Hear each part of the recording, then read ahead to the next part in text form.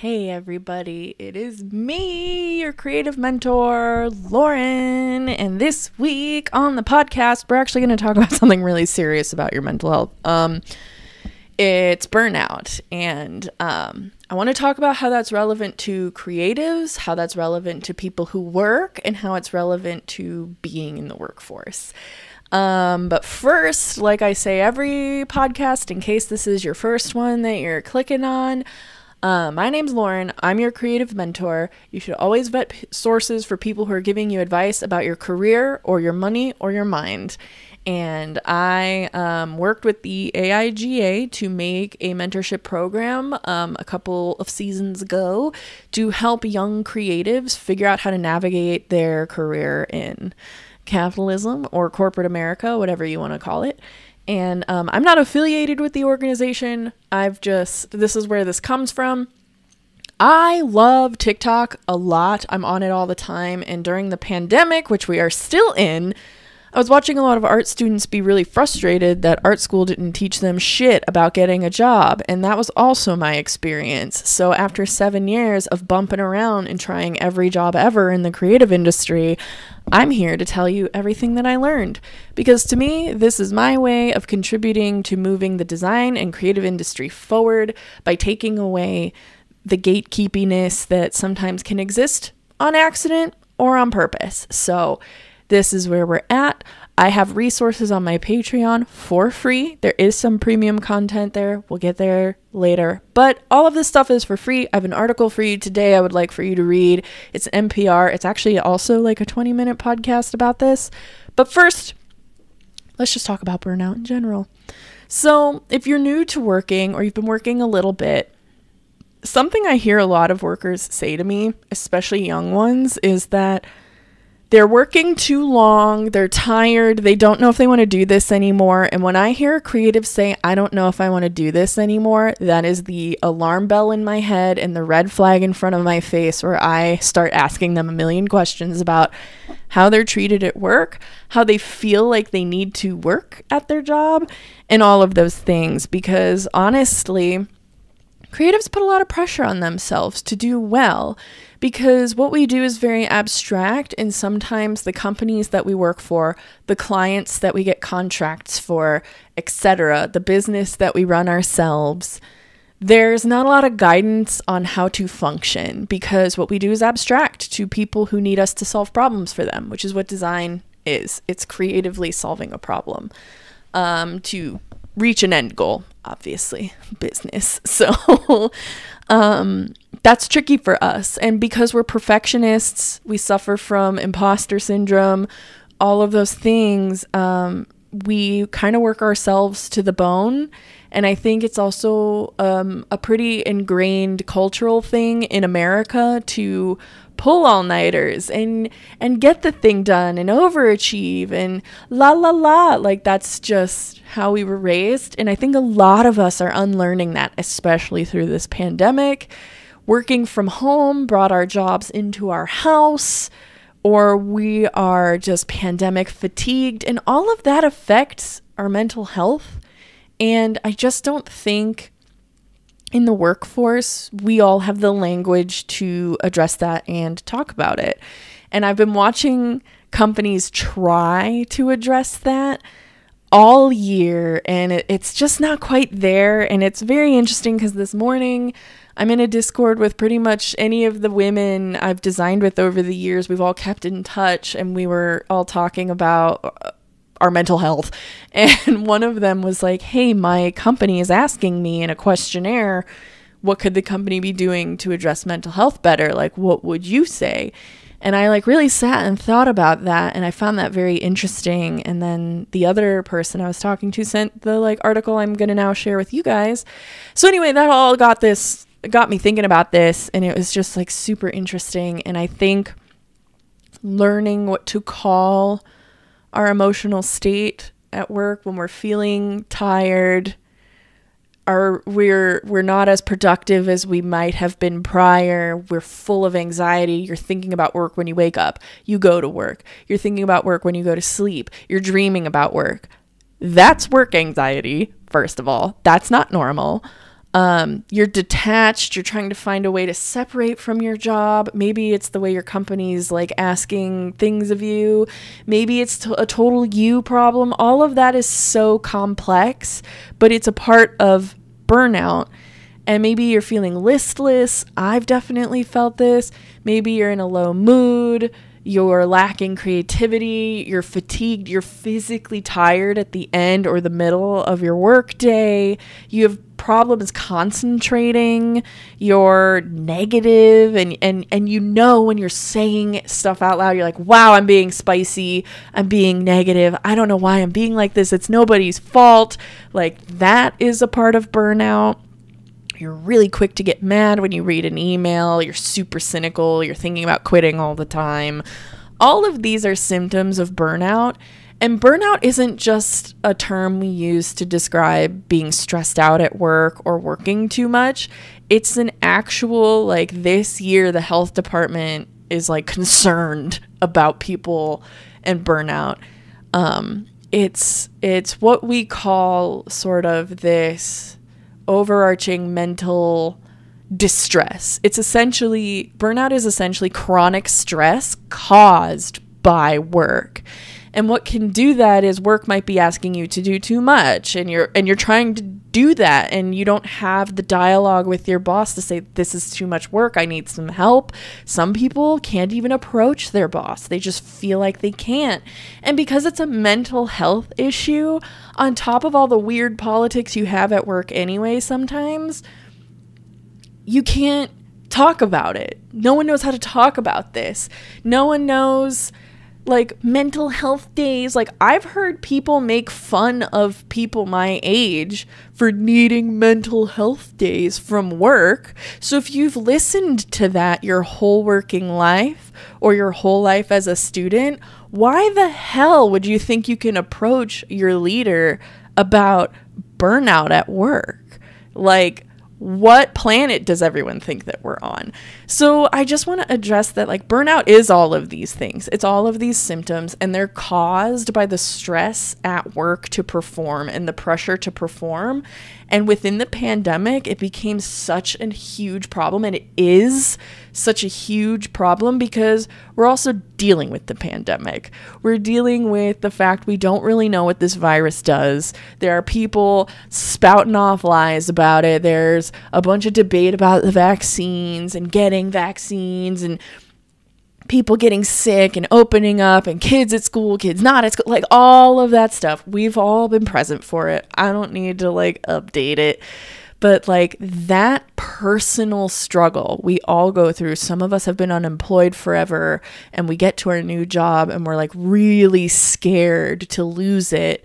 And so we push ourselves too hard to prove ourselves valuable, or we feel like we're so new at our job we can't address this mental shit we're all going through, or people on your team are really like awful to talk to all of a sudden that were like fine before. Like all of these weirdnesses that you encounter in your day to day can totally be a result of burnout, and companies, I think, are slowly recognizing that this is a chronic issue that their workers do and will face while we figure out how work from home goes, or going back to the office, or maybe you have to go back to your office, which personally I think is a little crazy right now in the month of April. But, you know, all of this is relevant to what pushes someone over to burnout. And burnout is really scary sometimes because it can lead to actual like depression in people, which when you go through burnout into depression and you don't really address that within yourself or catch it, it could push you really extremely into like thinking about suicidal thoughts and things like that. I will also totally put resources for you if you're struggling with depression or suicidal thoughts or know someone who is, because like this shit this last year and currently in 2021, like this is wild. I try to extend grace to myself all the time because like I'm a pretty consistent worker. I don't have the best habits. I'll work straight through the day, take an hour for lunch, and work straight through the day when I'm done with that break. Some people, my roommate's a great example. He takes breaks every couple of minutes, 10 minutes at a time. He plays games. He plays with his dog. He watches TV. Like, I don't do that, and I really should, because that'll help mitigate your burnout. But creatives in particular, I think, are very, I'm going to go. We're really bad at taking breaks like that because we feel guilty for whatever reason. And I want to just say, maybe you're someone who's like me who needs permission sometimes. It's okay. It's okay to take a break, you know? When things happen in the world, like by the time I'm recording this, pretty recently there was that really violent shooting in Georgia and those Asian women were killed. And the news is being fucked up about it. It just really is. And not only does it like hurt my feelings for the Asian community, it hurts my feelings for women. And I'm a woman, and I wake up every day and think about patriarchy and the society I live in and la la la la la. It really hurt my feelings, like really fucking bad when that happened. And, you know, it's really hard sometimes to go to work and pretend that things are fine and that you're fine. And, you know, it's good to like socialize with people, even if you're not talking about what's bothering you. But sometimes it fucking sucks, you know? It just does. And during this pandemic, I've really tried to give myself grace to be like, you know what, maybe I will take an extra hour. I'll monitor work and make sure I'm still doing my work. This isn't an excuse to not get things done. But if I need to just lay in bed on TikTok or playing Animal Crossing or whatever my relaxing thing is for a little longer because I'm just so fucking sad about the state of things, that's okay. And that's like what I think we all mean when we say take care of ourselves, you know? And that is also something that's pushing burnout out of my life a little bit at a time. And this is also what taking PTO, if that's something you're offered, or, you know, allowing yourself days off, especially if you run your own business. It's so easy to get caught up in your own business, packaging orders, fulfilling requests, answering customers. You're probably a 1-person, 2-person show getting started, or you're like part-time working and then doing your side hustles and you're trying to build something. It's so easy to just get caught up in like the work all of the time. And if that's like your lifestyle, you're probably working more than someone like me as an in-house designer who works 40, maybe 42 hours a week because I work on my boundaries the best that I can. And like, you know, you're probably pulling 50, 60-hour weeks if you're trying to get your business started. And like, seriously, kudos to you to be doing that in the pandemic and on your own, in your own terms, to try to find out what works, break through in social media. That's a lot of fucking work that you're putting in. So hats off if that's what you're doing right now. And if you're someone straight out of school, like, this is a wild, like, plane to be navigating right now. I say it all the time. Fresh out of school, you're entering into like the workforce where companies are like figuring out how to like manage people from home, not at the office. You're meeting teams virtually, which companies don't really have like a program for. So like, it's way more on the burden of you to learn who everyone is because they don't see you, out of sight, out of mind. That's nuts. And then on top of that, you're navigating like the workforce for the first time, and there's so much to learn, and it's so overwhelming, and you probably are going to have a little bit of imposter syndrome, and it's tough, man. Like, I get it. And you're going to be proving yourself. You're going to be doing things to prove that you can do this job because in your mind, you're trying to prove to yourself you can do it. And if you can catch that, if you can hear me when I say this, if you can catch that you're doing that, you can dial it back a little bit. It's okay. You do not need to prove to your job, if you are a new worker, you do not need to prove to your job that you deserve that job. You got hired. They'd already decided that for you. You do need to be aware of what you're learning and make sure you're asking questions so that you're learning the facets of the job you do need to know. But you don't need to be staying late or doing any of that, you're going to burn the fuck out really fast. And I am swearing more because this is just really important. And I want to emphasize this to you guys. And so I just want you to try to catch yourself. Really listen to me. You do not need to pull out all the stops to prove to your job or to yourself that you deserve that job if you've gotten hired. They've hired you. They need you. They looked at hundreds of other people before they picked you and your portfolio because you probably followed a lot of my advice and it was helpful. You are not an imposter. You can figure this out. I was you, and here I am helping you understand you can do this so you don't have to fret and worry and look old early because you're worrying so much and getting burnt out. It's going to be okay. I promise. Don't fall for the traps all of us have fallen for years and years and years. So I hope that helps. But we need to extend grace to ourselves because burnout is super real. It flies under the radar. And I'm going to be really honest with you. Your leadership, unless they're kind of my age-ish, which is 30-ish, your leadership isn't going to know how to spot it quick enough. They'll spot it, hopefully. And some companies, like my friend I was just talking about, is going to straight up ask you what you need. And it's going to be difficult to articulate. Even me, who can talk business and enjoys that, I wouldn't know how to articulate it to me if I had lunch with my general manager of the whole business tomorrow. And he was like, Lauren, what do we need? I wouldn't know how to articulate that. I would know I want to say something, but I don't know what it would be. And if I feel like that, everybody does. So the best you can do is just communicate. You got to communicate with your team. One day I was having a really, really rough day. And I just IM'd my boss and I was like, hey, I need to step away. I am about to just lose it over here. In real life, I was half crying as I was IMing my poor manager. I was like, I can't do this. I have to leave for a bit. I'll check in. I don't know. And I just talked to my other coworker to manage something we were working on. I was like, I just can't do this. Is this something you could help with today? La la la.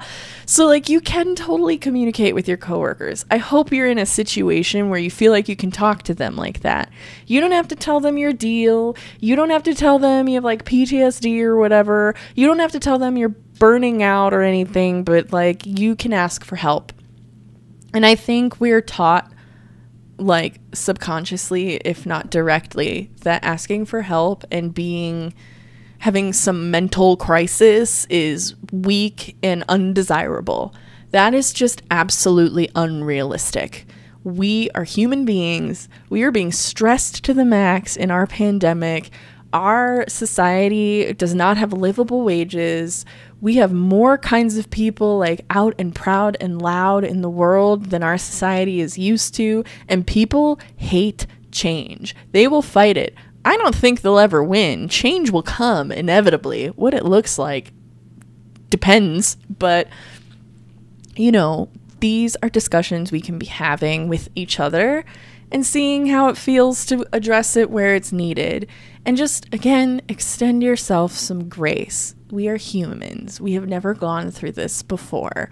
We are constantly balancing a million things. We live in the information age where we are inundated with tragedy and violence and sadness and injustice. And on the flip side, there are just as many positive things happening in the world, but we are bombarded from every angle of our life, especially if you're quarantined in your house for a year and a half. Still, that's going to affect your mental health, and companies need to pay attention to that, and leaders need to be listening when people aren't showing up, or if people's performance drops. Instead of getting pissed off at people whose performance just dropped, or they're not present, or they're whatever, instead of reprimanding them, maybe asking them a really human question is a great way to go.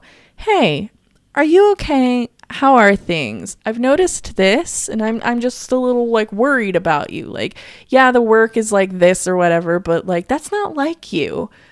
Is everything okay? Do you need some time off? Like, honestly, I think it makes a world of difference when a boss, even if the culture at your company is, hey, just take the time you need, to reiterate that that is an option and that that is okay and that that is acceptable, like verbally acceptable. People take on all this stress to go with the status quo and to go with the culture. And I think it makes a world of difference when a manager comes up to a worker with genuine concern and asks, hey, are you doing okay? Do you need to take some time off? We can get that arranged for you. Even if you have PTO or sick time or whatever, if you're a leader and you notice someone is kind of falling, that makes a world of difference to a person. To be human and to offer them space, because if someone's performance is slipping, or someone is disengaged in their work, or someone is like being weird and toxic and angry in meetings, but it's not about what's happening, it's clearly something going on with them, it makes a world of difference to just be like, hey, yo, how are you feeling? You know, do you need some time off? Because if a manager came up to me and said that, I'd be like, you know what? You asking that question is probably going to make me cry because you're concerned for my well-being and it feels like nobody is. Yeah, maybe I need to take a 4-day weekend and I'll feel better when I come back. Because when I go to sleep and I dream and I wake up, I'm thinking about this because it's all we're doing. If you're lucky and you have a job in the pandemic, it's all you're doing. You wake up in your own house and you go to your office in your own house and then you work in your own house and then you take a break in your own house and then you take meetings in your own house. You know what I mean? So I don't know if you can hear in the background, but my chameleon's being misted. So that's what that noise is. But that is what burnout is. And I think especially through the pandemic, it really hit everybody. And I think some people have words for what it is: burnout, exhaustion. Other people don't. And I don't want to make general assumptions, but older people don't know how to talk about their mental health like people my age and younger do. And I don't think it's because they don't want to. I just don't know if they notice that or learn how to listen. Like, I have no idea. I've watched it happen a lot more in older people than younger people. Again, I don't want to generalize everybody, but burnout is super real. It's physically exhausting. You get headaches. You get hypertension. You can't sleep. You're more prone to getting sick, which is super scary when there's a pandemic. You get muscle tension. It's important to take care of your physical health with your mental health and address your burnout, which is so much easier to say than to do. But to kind of like recap all of that, I got like super passionate in there somewhere. I don't know. But it's just, you need to learn how to spot it, because if you're a new worker, it'll sneak up on you. Much like, I think we all have experience with being depressed, whether it's clinical depression or just like, whew, I was depressed for a minute there looking back on that behavior. We kind of learn, I think, in college, especially art school, how to catch all that stuff. And burnout is going to sneak up on you like that too. Like, you had to learn how to spot what you were doing when you were depressed. Burnout's the same. And so try to kind of look that up. Go read that article and listen to what the NPR people were saying. It's 20 minutes. I was listening to it this morning over my coffee and I like really needed it. So like on my lunch break at work right now, I'm recording this podcast. That's how like important this is to me to tell you. And think about the word chronic stress, and just honestly, the easier you can spot these in yourselves or where they pop up in your life and you can understand these, the more you can manage your boundaries about it. And that is like a huge thing. And funny enough, I didn't mean to do this, but that's also what we're going to talk about next week, because I think a lot of this, like, oh, I'm unfulfilled at my job, and like all that like pop punk music from like the 90s and the 2000s, which is when I was a kid. It's just like, oh, you're dead at your 9 to 5. Your dad has this job that he hates. Don't be like your dad. All that music really like talked down the 9 to 5, which is why I think a lot of people my age and younger are like, F working at an office, I'll do it myself. And then there's this whole mix of us, and I'm including myself in this, that like feel weird about that because we like the stability of a 9 to 5 and we get how the 9 to 5 works. And it's like, it feels super weird to be like, I love this music, but it's talking about the exact life I have. Oh no. And I think that that's kind of like interesting and weird for people, but I think that, you know, people in our life, we were raised watching and listening to this music and like movies like Fight Club, stuff like that, that's like commentating on capitalism, office culture working in this way, you know, the movie Office Space, all of that stuff. I think all of that is related to people holding boundaries at their job, which makes their company culture more accountable, because I think there are company cultures that expect you to be at the office all day and night, all hours of the day, blah blah blah. And it's like, for me, you have me from 8:30 to 4:30, maybe 5 o'clock, because that's allowed at my job. But it's like your boundaries dictate how people work with you, and people are super adaptable. And if you let people give you more work, or let people call you whenever, or you let people text you work things outside of work hours, it'll just keep happening. And that shit sucks. So we're going to talk about that. And I think also creating boundaries at work and learning kind of how to do that, whether you run your own business or you manage your own like social media following institution, whatever, or you're like me too, and you work in an office, or you're trying to build a business with friends and you have like a lot going on. Your time is super precious, whether it's your I'm going to sit and do nothing time or your I'm working on something time. How you manage your work-life balance and how you manage what you're volunteering to do to climb up a ladder, or what you're doing with your time, I think also directly correlates to burnout. So we'll talk a little more in depth about that next week. Which will also be the last subject we talk about for the mental health month of April, and move into like the next theme, which I'm still writing. So I hope that helped, and I hope you feel better about it. I will say you probably will inevitably encounter burnout, but it doesn't have to be debilitating if you understand what it is and you can catch it, which is great. It sucks that everyone has to go through it, but remember, extend yourself some grace and extend the people around you some grace. I've definitely had to pull myself back and remind myself to do that, especially for the people around me. We all have different lives. We all have different circumstances. We're all working from home and managing our best. We don't know what the other person's reality is. Extend some grace. Be patient. Give yourself and other people space, and just literally do your best. There is literally nothing in this life that is higher stakes than your ability to live life happily in your mental state. No job, no KPI, no goal, no amount of money is more important than how you feel every day and how you manage your happiness. None of that other stuff matters because we made it up. That's how society runs. We made that up. What we didn't make up is consciousness, living, being human, and being a person. That is more important than anything on top of all the things. So we are in a pandemic. We can relax. If someone's not going to extend you grace, you don't need to be working with them.